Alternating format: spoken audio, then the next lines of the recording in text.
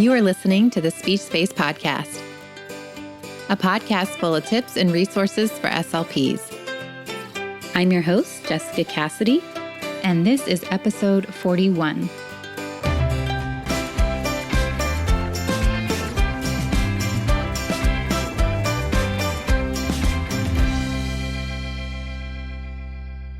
Hi, everyone. Today we are going to be talking about Telepractice with special guest Nanette Cote. Before we get started, I wanted to take a brief moment to let you know that this podcast is brought to you by the Digital SLP membership site, which is a site that features time-saving, no-print, and low-prep resources for SLPs.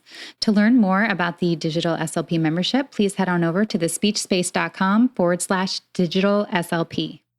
Like I mentioned before, we're going to be talking with Nanette Cote again. So if you missed the last episode, which was episode 40, then you'll want to make sure that you go back and check that one out. Nanette came on the show and talked all about starting your own private practice. So if that's something of interest to you, you'll definitely want to make sure that you listen to it. I will also make sure to leave that link in the show notes for you as well. All right, let's go ahead and bring Nanette on so we can talk all about telepractice. Hi, Nanette. Thank you so much for coming back on this show. I'm so happy to have you, and I know that our listeners are going to be very excited to hear from you again. Thank you. Good to be back. So can you talk a little bit about what your experience is with telepractice? So I'm going into my third year now. I'm starting up my third school year with Presence Learning. I'm an independent contractor. So that means that I'm working with them and I'm not obligated to work to a certain date, but I have a contract that says I've agreed to see kids through the end of a school year. At any point in time, if something isn't working out as an independent contractor, you've got the ability to leave the contract and no harm done. But I like the position that I've been in because I'm working for a company that will, send clients to me. So they've supported me first with licensing in other states because I'm in Illinois and I see most of my clients in California. And last year I had some in Indiana. So they reimbursed me for the licensing for that.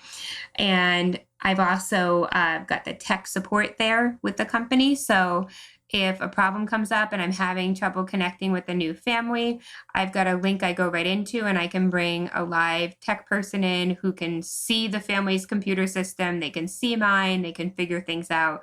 So I do not have to be tech savvy in that way.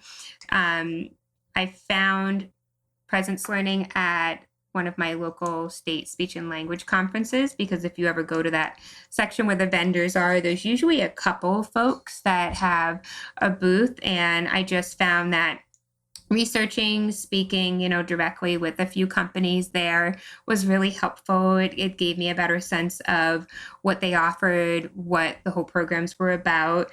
And the only other thing when it comes to telepractice that I've learned along the way and heard recently too, some states will not allow for speech and language assistance. So if you're an SLPA, you cannot participate. I think Texas, I'm pretty sure that just came up somewhere in social media recently. And then most companies will require that you have at least 2 or 3 years experience in the school system. Mm-hmm. So you've got to have your C's, you've got to have that experience behind you before you can even go through the whole interview process with them. Okay. Now, what made you get interested in telepractice?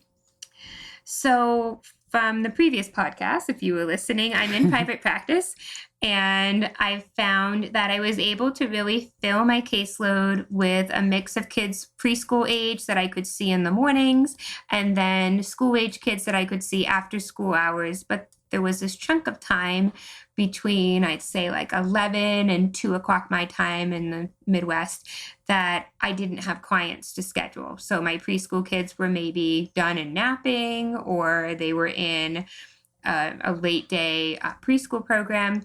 And I really wanted something to fill that time because I felt like I could capture, more in my caseload if I could fill those hours. So I kind of started researching a few different companies. I looked at Presence Learning, I looked at Tiny Eye, and I spoke with some folks at a conference about aphasia toolbox. So I believe they work more so with an older population working on aphasia therapy. So that's kind of what led me to finding the one that would be the best match for me and needing to just put in 10 hours a week. So with presence learning, that's the minimum. So you have to be able to give them 10 hours of therapy. And I thought that's perfect. That's exactly what I need to fill those empty spaces. Now, is that direct therapy time, 10 hours? That is, yeah, good question. So yes, but I can also bill for time that I spend documenting and planning. So if I have to put together some activities and create a little metrics about goals so that I can then later pull up those goals when I'm in a session, I can document for all of that time and get paid something for my time doing that effort and that work. I get paid for writing IEP goals, attending IEP meetings, talking with a parent, or collaborating with somebody on my staff about a mutual client that we have. And you also get paid for those times if a client does not show. You're compensated something. You get a small percentage to at least give you something rather than nothing. So in the private practice world, when I don't have a client show up because they're sick or whatnot, you don't get paid anything. There's nothing that I can charge your family for a late cancellation if it's an emergency or and the kids aren't feeling well. I definitely don't want them bringing them out to a session. And so that's the only downfall, that you don't get that full payment. But with Telepractice, the company does give you a little something to fill that void. Yeah, that's great. Now, I know that you spoke a little bit about this already, some of the benefits of working for a big company. Are people doing this solo as well? Or do you feel like most people doing telepractice are working for a company right now? Yeah, I think it's a mix. I don't know. I feel like there is more and more surfacing out there over the last few years. And even just recently, I've seen global therapy pop up. They've probably been around a little while. I don't know. They have been posting more on social media. I've seen other private practice colleagues that are in a social media site on Facebook with me mention that they're hiring. So I thought that's interesting. They're in private practice and they're hiring. I like that angle.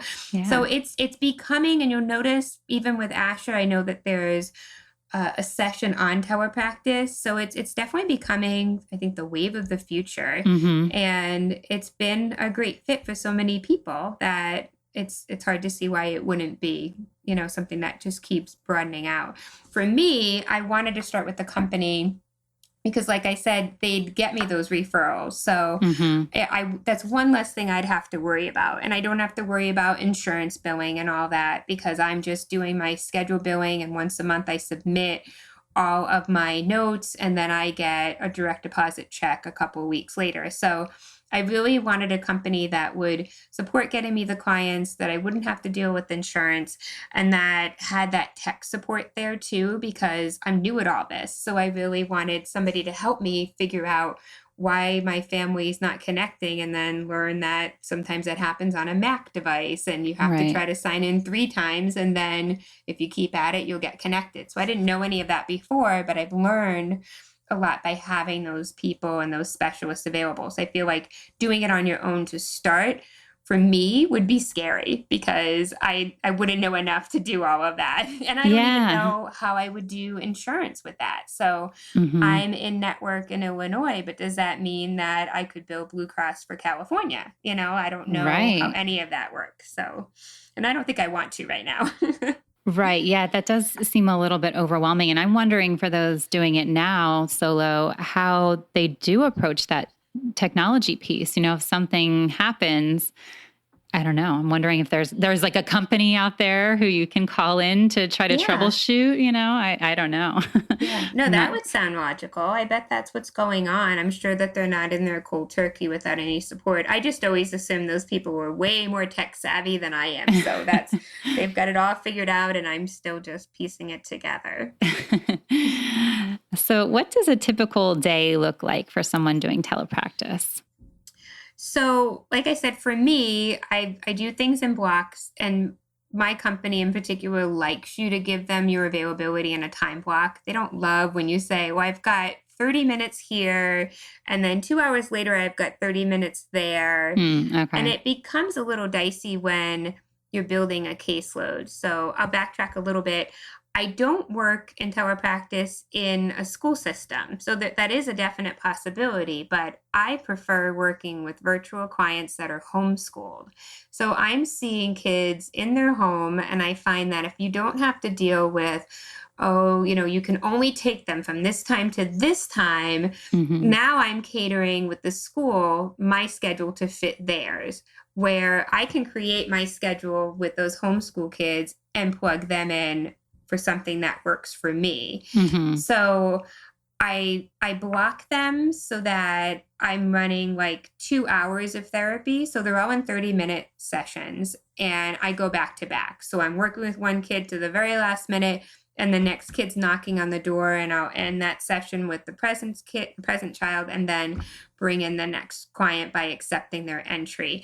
Mm-hmm. So I like the 2 hour block. I feel like for me that works, and then I can take a little break. I can have lunch. I could see a client here in my home office.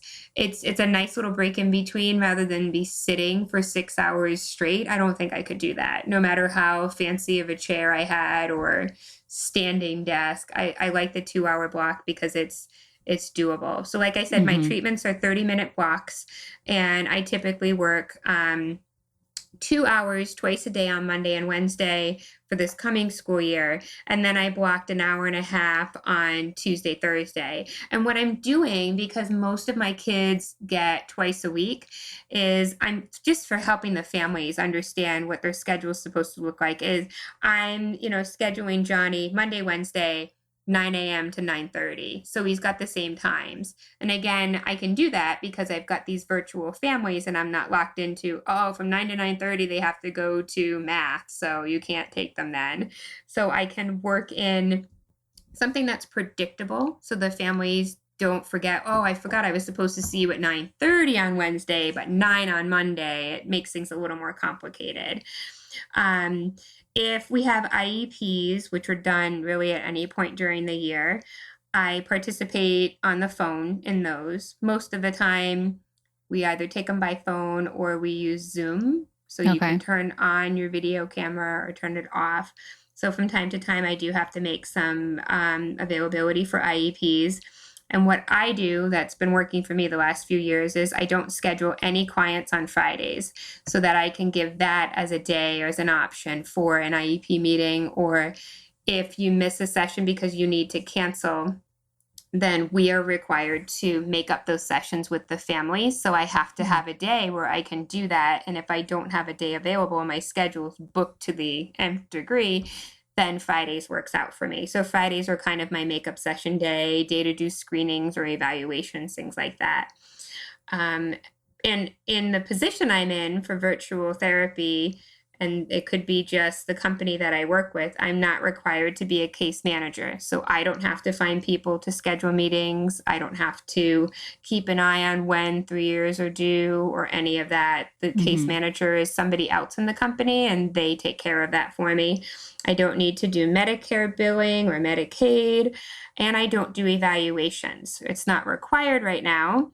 However, that doesn't mean that somebody on the team wouldn't say, well, you've got a rapport with this student. Would you like to complete their 3-year evaluation, or would you like to do their discharge evaluation? But it's not something that's expected. Okay. So who is completing their evaluations? The home school SLP? So they're not... And I don't mean homeschool like as I was trying to figure out how like to their actual explain physical homeschool. homeschool that they go to that's in their district is what I meant. So it's been, I've worked in a couple different, so like I said, I've worked for Presence Learning, but within that group, there are contracts that they house. So one of them was with a company called Kava in California. I worked with them for 1 year with virtual clients. And at Kava, they had a speech pathologist who just completed evaluations. So there was one woman on the team, and you needed an eval done, you sent them to that woman. And that's all she did were evaluations. And God love her, because that would be the last thing I'd want to do all day long. And then working at the company that I was at last year and continuing with this year at Inspire, it varies really. So I've had a mix of things come up where in January this year, I had somebody reach out and say, can you do these evaluations? We don't have anybody available over the break. Meanwhile, they had somebody else on the team do the psychological at the family's home. So I think Okay. it's a mix of depending on the program you're with and who they have to do that kind of coverage. And like I said, one program may have somebody they hire just to do the evaluation. So it didn't come up last year. I didn't have anybody come up for a 3-year reeval last year, but this year could be different. So stay tuned. We'll see Yeah. if they say that, things change all the time. So they may say, Right. nope, this is now a requirement, but the case management hasn't changed. So that part, I will say I enjoy not having to make the meetings or feel that pressure of responsibility to manage a case and keep track of when things are due for a family. Yes, yes. I actually had a similar experience where when I was contracting in the schools, I was servicing the private parochial homeschool students who were coming into those homeschools and getting services. And I didn't have to do meetings. I didn't have to do evals. And they actually changed it the following year. But for that one year, it was Ooh. really, really nice. Yeah. Just do your therapy thing. That's a great time. I like that. Right. It was a nice gig. So let's talk a bit about being licensed in other states. I know that you mentioned that the students that you service are in California. How does that process work?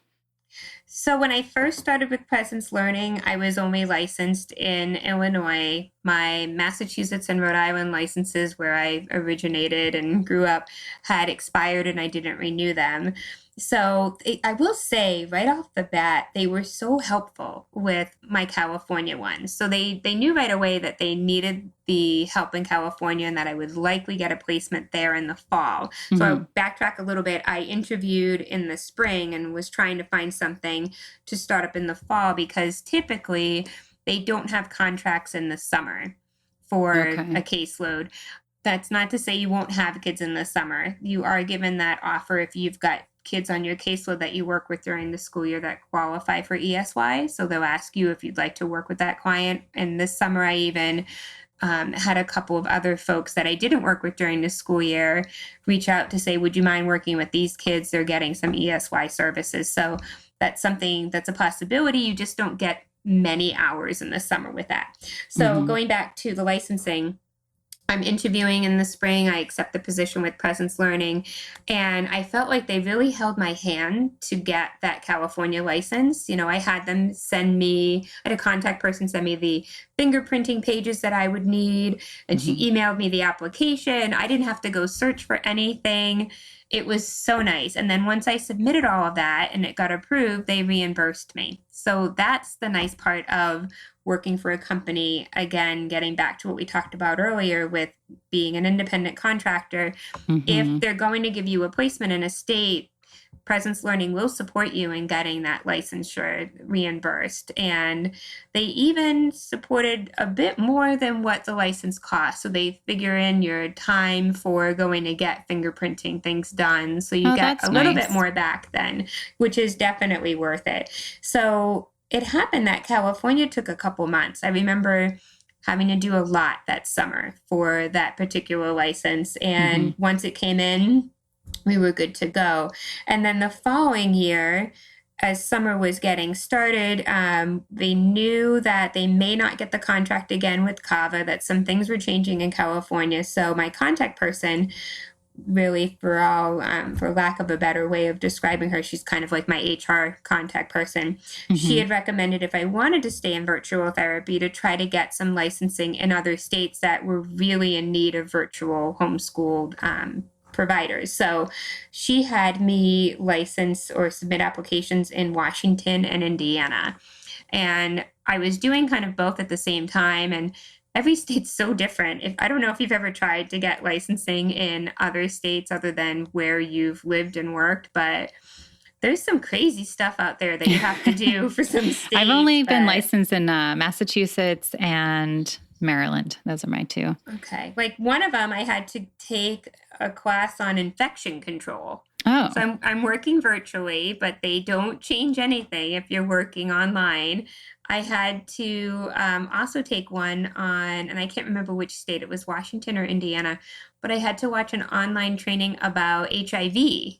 Huh. and safety. And so, you've got to get those requirements in and show that you passed the quiz or you won't get Right. that licensing done. Oh, And I wow. had to go take a CPR class. So that was another requirement, Oh. which isn't so bad. I feel like I've taken so many over the years. So I wasn't really hugely upset that I had to do that. And again, Right. I'm reimbursed for all that stuff. So if you have to go pay for that class, and some of the online stuff on HIV was free, so I didn't have to pay anything for that. But the reimbursement does cover you for all those little extras beyond the application. And then some, like when you start to get licensed in all these states, you have to send a formal record of you being licensed in those states. And some of Mhm. them, I think Rhode Island charges like $50 or something to show that I had a license in good standing there at one point. Oh, wow. So it's just ridiculous how that can add up. And again, all of that has been covered and then some. So I've got those four. And even my Illinois one, when that one comes up for renewal, the Presence Learning will reimburse me for that one, not ASHA. So ASHA I Mm. have to take care of on my own. But any of those state ones, even the one I'm living in, they do reimburse. Now that can vary from company to company, but I can just speak on what Presence Mhm. Learning provides. Right, right. If you had to choose one thing as your favorite thing about doing telepractice, what would it be? So I think for me, it would be all the gadgets that the platform in Presence Learning has. I'm kind of Okay. addicted because it's just, and it's so hard for me to explain what the platform is. And so many times I've had colleagues say, "Can I just come see your classroom?" And I've really been relieved because that's the best way to show everything that Mhm. you can utilize in that kind of platform. Now, I haven't been exposed to any other therapy room, but I'm biased and I feel like nothing can be better than what Presence Learning has put together. So, for example, they've got along a sidebar widgets that you can open up for dice and timers and spinners, and you can adjust them to have it be a spinner for, you know, 8 spins, or it's got a high number of 3 or something like that. So there's a lot Mhm. of like tuning you can do. There are 100 stamps that you can use for following directions and do something on your whiteboard with. um, Tell me how you feel about that, because there's all kinds of emoji stamps built into the platform too, and the kids love that. They've got some pre-programmed real quick video rewards. I'm talking like maybe 5 seconds of race cars going, or seasonal stuff like something popping out of a pumpkin that I can show as a reinforcement. They have fireworks, which I have one kid that absolutely adores it when I Mm. give him fireworks for a great answer. And they've got a very small bar where you can do a search with, I've got a little one on there who loved everything about babies and babies being silly. So I can do a quick little GIF search of a baby being silly and show her that as a reward. And she will do anything to see those quick little clips. So that's another great feature. And then you've got this software that they allow us to use to create flashcards. So you can really cater your treatment sessions. Again, getting back to the documenting and planning reimbursement, you're paid for making those flashcards. So you use their software, you put it into your classroom, and you make a deck of flashcards of baseball players because you've got a kid working on fluency that loves baseball. So you're going to talk about what's going on in those pictures. And then they've got software for making memory decks. So you select either, pictures that you've Google searched or that are already in our platform, and you can make up memory decks to work on regular verbs, irregular verbs, or articulation sounds. It's so endless what you can do with making up those different card decks with the kids. And at the same time, so I've got all this information at my fingertips. I've created the goals that my client's working on. I've got my schedule in another place. So I've blocked all my schedule in. So when I go into my therapy room, that sidebar has all my therapy activities that I've categorized. So let's say I'm doing an articulation session. I go to my articulation queue and I've got everything alphabetized in there. So whatever the target sounds are, I can find them quickly. Now I can open up my stamps or my dice if I'm playing a board game and use those to move the stamp around the board game. And then I can pull open my schedule and click on who I'm seeing. The name pops up. And now I can keep data on that. I can write my soap Oh, note. nice. There's a real small little section for soap. So you can write a quick little, Johnny ran to the bathroom and I'm gonna write my subjective part right now. And it's all going to sync into my schedule. And later on, I just need to finalize it because it's done. And I can pick all those metrics. So Johnny's working on the B sound in words and he's got K in phrases. So I check off whatever we're doing in the drill and then I've got a plus. Well, they don't see it on their end. I see it. I've got a little check or an X. You got it or you didn't get it. Check those off. I don't have to do any math. I just later go into my note and it says import metrics and you click that button and all that data that you've collected in the session pops into your note. Oh, that's fabulous. It's heavenly. It's just unbelievable how well that all works out when you're in a session and you can kind of take care of your note while you're working and it doesn't really delay any of the time that the kid has because you're doing everything to keep track of how they're doing at that given time. So it's amazing. So that would definitely be my favorite thing. And it's got everything to do with the platform. And I think if I had to pick a second favorite, it would be having the tech support that we have. So I've run into many, many, many jams, especially with a brand new family that's just starting and, the web camera is not hooked up right or something's not going on with their headset and they're in California and I'm in Illinois and how can I fix that? But having those folks there and you really just have to wait a minute or two and they usually respond pretty quickly. They'll pop right in and they'll work with the families to help them out. That's great. Now, was there much of a learning curve whenever you first were introduced to this platform?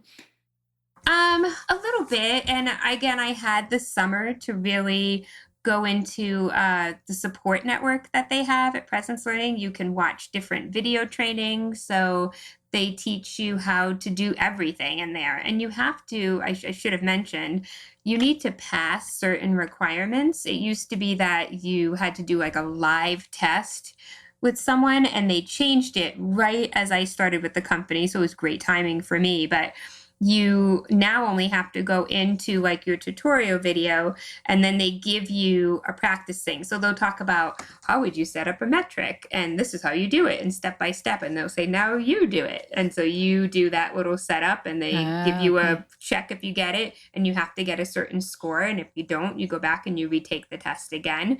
But I think I only went through it one time, but there's all kinds of like tutorials that they have. And I had a little guy that I worked with one year. He was young, like 4 or 5 years old, and I didn't have a lot of material in my platform for someone that young. And they had a whole tutorial on how do you work with kids in early intervention or preschool aged, and they gave a lot of great suggestions. And there were training videos about here are some materials in our library. So I didn't mention that piece of it, but there's a library that we have access to that I can go into, and when folks provide free materials for TPT and things like that. A lot of clinicians will upload those into the library, so you don't even have to do it. You just do your search for, let's say, pronouns, and then all these materials come up and you click and add them into your little therapy queue for whatever you're working on.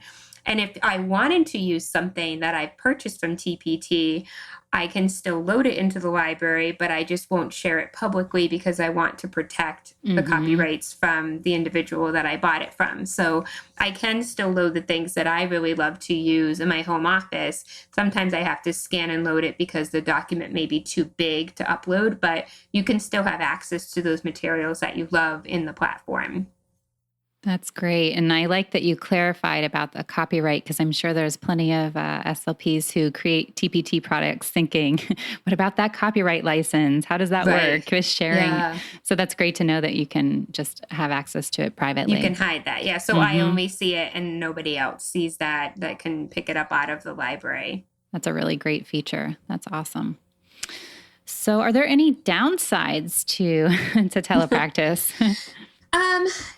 I did, like I had said, I work typically with kids in virtual schools, but last year I did have a placement in Indiana. I was in a school system and I loved the kids. The downside was trying to figure out the scheduling. And, it just went from one day I had 15 kids and the next day I had 6, because it wasn't going to work out. And this one's about to graduate and we're going to put all 3 of these kids into this session. So I didn't love being in what they call the brick school, because that was a little too dicey for my kind of scheduling. So in Mm-hmm. my situation, I only had those 10 hours direct a week available. Other folks may have more than that, and that's okay for them. They can Mm-hmm. work in that school schedule, but my schedule is so tight and so specific because I've got kids coming in the morning and someone in the early afternoon now, and then someone after school. So I have to set that cutoff time and really work within the constraints. So, the first 2 years I worked for the company, I didn't get a caseload until the first year. I didn't get a caseload until like mid to late October. And last year I didn't start until November. Oh. And I think that has a lot to do with my limited availability. So it was harder to Mm-hmm. find the placements for me. Plus, I really wanted to hang out for that, or hold out, I should say, for the virtual clients. And they didn't have those very readily available.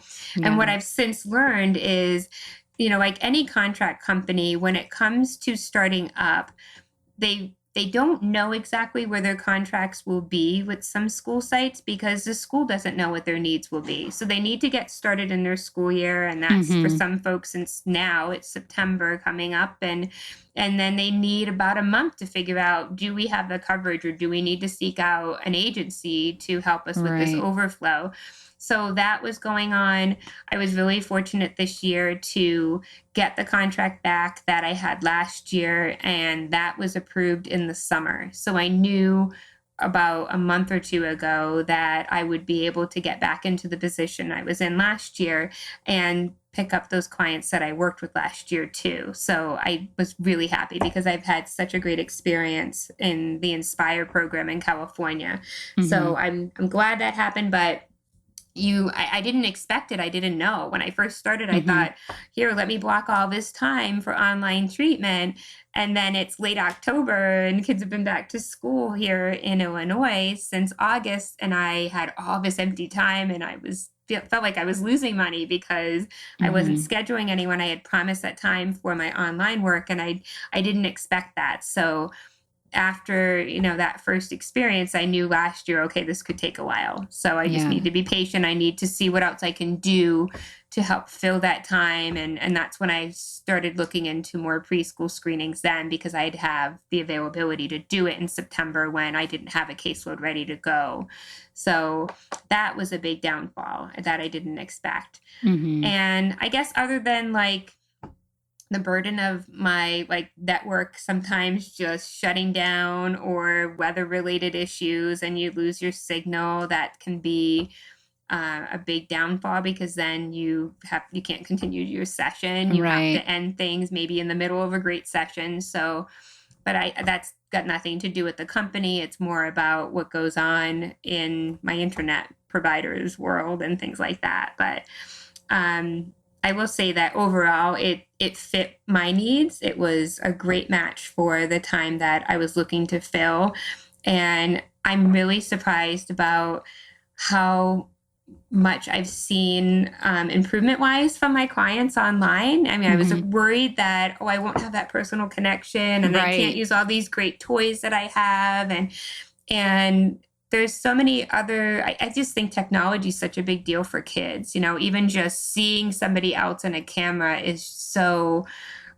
mystical for them, Mm-hmm. and their attention's never been an issue. I do not have a problem with kids sitting and attending for a 30-minute session. Even the little guys, I have to give them, for the most part, I have to put a timer on when we only have 5 minutes left, because I have to warn kids we need to end. I've got another kid coming, and they get so bummed out about having to finish, because there's just so much that they can see and engage with electronically, and that's Mm-hmm. never something kids complain too much about, right? So Right. Yeah. Technology is just so engaging. So, is there any other advice that you'd want to give to someone who is looking to get involved in the world of telepractice? So I think the biggest advice I could give, and I'm happy to do this if folks, if you want to share my contact information, my email, Absolutely. is take a tour of a therapy room. Just see what it's like. I wish I had had the opportunity to do that before I started doing my research with different companies to work for. And if I had seen Presence Learning's platform from the start, and it's the only one, like I said, I've seen, I don't think I would have even researched anywhere else. And one other piece I completely forgot to mention, when it comes to assessments, Presence Learning has this agreement, contract, working relationship with Pearson. So we've got the Castle and the Self and all those test batteries that are normed and reliable and valid for our system. They've worked with Pearson to put them into our platform. So I've got an assessment queue. So when I have given those assessments, I've got the same assessment that I would use with the client sitting in the room with me. And they have different applications that score the assessments for you. So nice. You get a sign in and all that information, and you can plug in some information like your raw scores, and they spit out all your other data that you need. So so I think take a tour, come see my room, check it out. For me, I'm a visual learner, so I guess that's why I'm giving that kind of advice. But seeing is believing, and don't be afraid to step out of your comfort zone. So even though I've alluded to, I'm afraid, I need to work with a company because I want the tech support, even just venturing out into telepractice and working with the caseload, like I said, with young kids and toddlers up to high school kids, some of that you can get a little apprehensive about because you think, how will I hold their attention, or what will we work on? And I'm so used to the materials I have. How can I make this work? And I'm here to tell you that it does. You can do it. You can do anything you set your mind to, and just don't be afraid to go with the flow and do what's popular right now. Kind of get out there and step out of your comfort zone and take a peek and see if it's a good fit for you.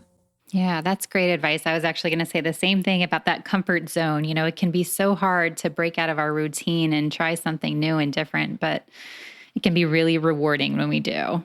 Definitely. So one other thing that I wanted to touch on that I forgot to in the last episode when you were on is I wanted to ask you about your ebook that you were working on. Oh, that's right. Yeah. So briefly, my part of my background and my history in working as a speech pathologist has been to hold some speech and language sessions at a local pool. And it all started when I was working in early intervention in Rhode Island. And there was a family with a very medically involved little boy, and mom really wanted to get him in the water. So he had cerebral palsy, and she found that when she got him in the water, he was just so free and vocal. So I started kind of looking to see what was out there. I stepped out of my comfort zone, and I met with another speech pathologist who was doing a speech and language pool group. So not to be confused with aquatic therapy, because that's not what I was doing or continue to do. But we were really just having a social speech and language group in the pool. So whatever you would do in a preschool setting, you're doing in the water. You're singing songs, you're taking turns. So I did the group for him. The group kept running up until Hasbro's early intervention program ended. So years after I left the company, they still had that pool group going. So that was a big sense of pride for me. And then when we relocated, so I grew up in Rhode Island, and we were living in Massachusetts before we moved out to Illinois. When we got here, I missed that pool group, and I thought, when I started my private practice, why not? Why shouldn't I try to look around for another pool where I could have some of the clients that I'm seeing in my home-based, treatment go to the pool? And I like the idea of doing it in the summertime, because summer is a time that we're all looking for something fun to do. So we're registering our kids for all the different groups and activities. And I thought, why shouldn't the kids that I'm working with also have that opportunity for something fun? So I started a pool group and ran it a couple summers out here. I did not have one this summer, but we just met over at the pool, and I had a 30-minute speech and language opportunity session to work on what I knew the kids were working on with me already, so I could carry it over in another setting. So if I knew one kid was working on some articulation sounds, I made sure that I targeted some of those in the water. And mostly it was a group for kids needing that socialization or that sensory experience. And I ended up being featured in the ASHA Leader a couple of years ago about that pool group. So if you dig into the archives, the article is Waterworks, and it talks a little bit about what I did in my local area for the pool group.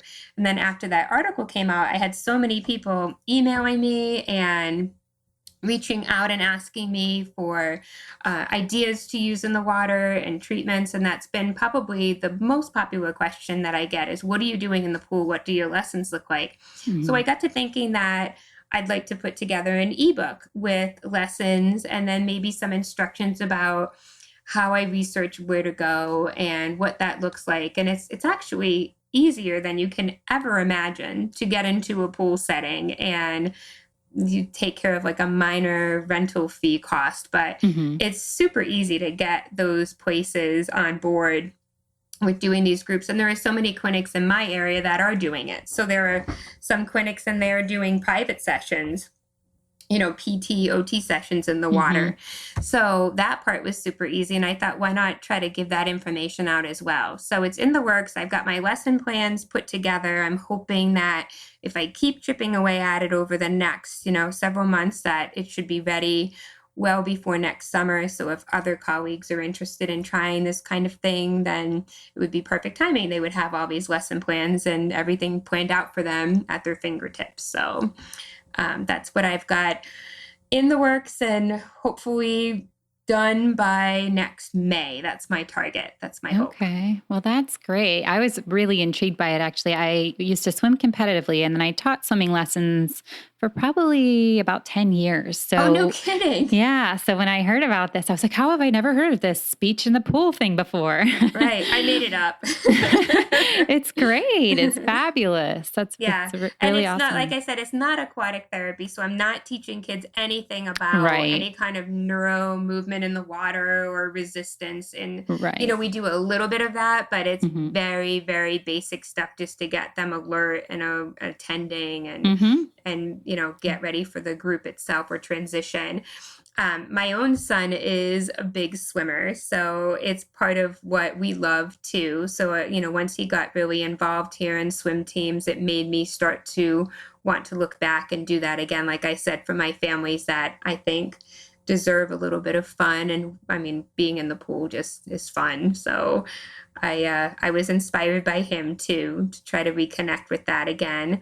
And even as of yesterday, I got my own dog in the water because locally we've got friends who just opened an indoor water/dog park for your pets. So I brought my very scared Vishwa to the pool and he swam. So it was like seeing my son swim for the first time all over again. Lots of fun.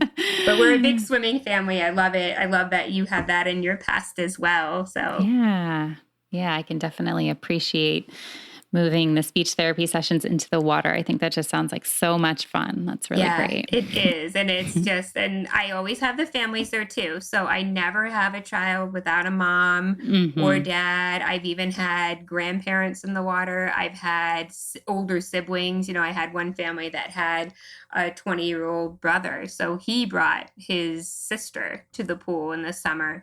But as long as someone's there to help kind of keep the kids safe, keep them, we've got a lifeguard in those sites as well. But I felt like my intention for this group was to make it more about being a facilitator and working on turn taking and social aspects and not worrying about the behavior piece of it and keeping the kids near our group. So I rely on the parents to do some of that. And the kids that are cautious, that aren't ready to come in the water, we just work on the sideline with them. We slowly let them get comfortable and come in. And there have been a couple that have had a hard time jumping right in, but have ended up in the water in our group by the end of our sessions. So it's been a very rewarding, fun experience. I hope to keep continuing with it and get that book out there so that other folks can benefit from what I've learned from colleagues and what I've kind of created on the fly too when you're in the group. That seems to work out pretty well. All right. Well, great. I'm going to make sure that I link to your ASHA article and also to your blog so listeners can keep an eye out for that ebook that's going to be coming out soon. Yeah, thank you. I've got some, if you search, I do have a few posts about the pool and some of the things that I've done there and answer, to frequently asked question blogs, things like that. So there's other things to search for at the blog if you're interested. Okay, awesome. Well, thank you so much, Nanette, for coming back on the show and sharing your knowledge with our listeners. Thank you. It's been great. I appreciate it.